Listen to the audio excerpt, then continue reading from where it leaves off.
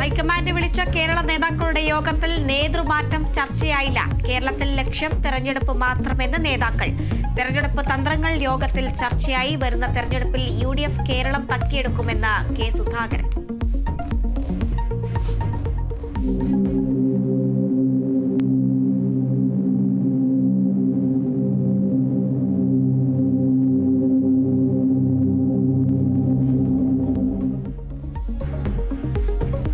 കോഴിക്കോട് താമരശ്ശേരിയിൽ വിദ്യാർത്ഥികൾ തമ്മിലുള്ള ഏറ്റുമുട്ടലിൽ 10ാം ക്ലാസ്സുകാരന് ഗുരുതര പരിക്ക്.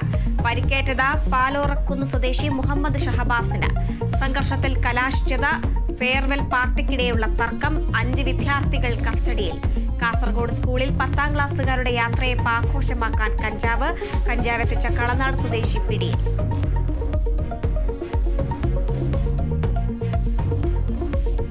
ഉത്തരാഖണ്ഡിൽ വൻ ഹിമപാതം. 41 തൊഴിലാളികൾ കുടുങ്ങി. 32 പേരെ രക്ഷിച്ചു. അപകടമുണ്ടായത് ചാമേലി ജില്ലയിൽ. രക്ഷാപ്രവർത്തനം തുടരുന്നു.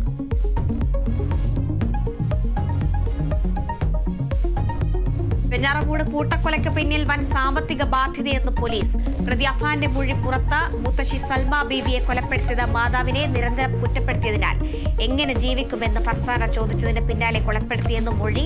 മാതാവ് ഷെമിയുടെ മൊഴി മജിസ്ട്രേറ്റ് രേഖപ്പെടുത്തി. പിതാവ് അബ്ദുൾ റഹീം നാട്ടിലെത്തി.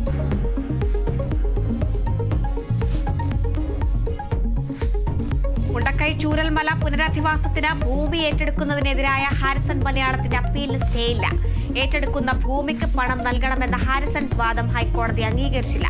പുനരധിവാസ വിഷയത്തിൽ പൊതുതാൽപര്യം സംരക്ഷിക്കപ്പെടണമെന്ന ഹൈക്കോടതി. കോൺഗ്രസിന്റെ വയനാട് കളക്ട്രേറ്റ് വളയൽ സമരത്തിൽ സംഘർഷം.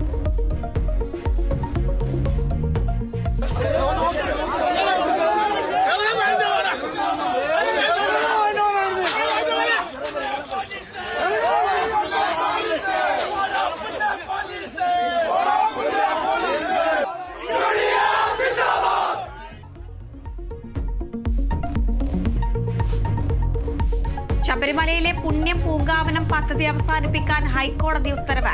നടപടി പദ്ധതിയുടെ പേരിൽ പണം പിരിച്ചെന്ന റിപ്പോർട്ടിന്റെ അടിസ്ഥാനത്തിൽ. റിപ്പോർട്ടിന്മേൽ നടപടി സ്വീകരിക്കാൻ സർക്കാരിന് നിർദ്ദേശം.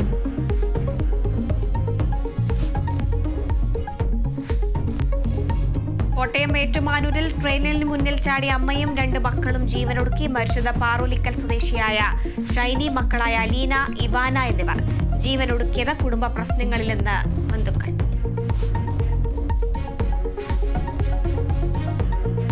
കോടികളുടെ ക്രിപ്റ്റോ കറൻസി തട്ടിപ്പിൽ നടിമാർക്കെതിരെ കേസെടുത്തത് നടിമാരായ കാജൽ അഗർവാൾ, തമന്ന ഭാട്ടിയ എന്നിവർക്കെതിരെ.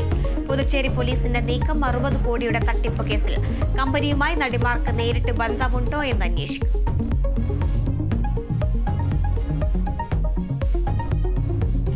ചാമ്പ്യൻസ് ട്രോഫി ക്രിക്കറ്റിൽ ഓസ്ട്രേലിയ സെമി പ്രവേശനം. അഫ്ഗാനുമായുള്ള മത്സരം മഴ മൂലം ഉപേക്ഷിച്ചതോടെ രഞ്ജി ട്രോഫി ഫൈനലിൽ വിദർഭയ്ക്കെതിരെ 37 റൺസ് ലീഡ് വഴങ്ങി കേരളം.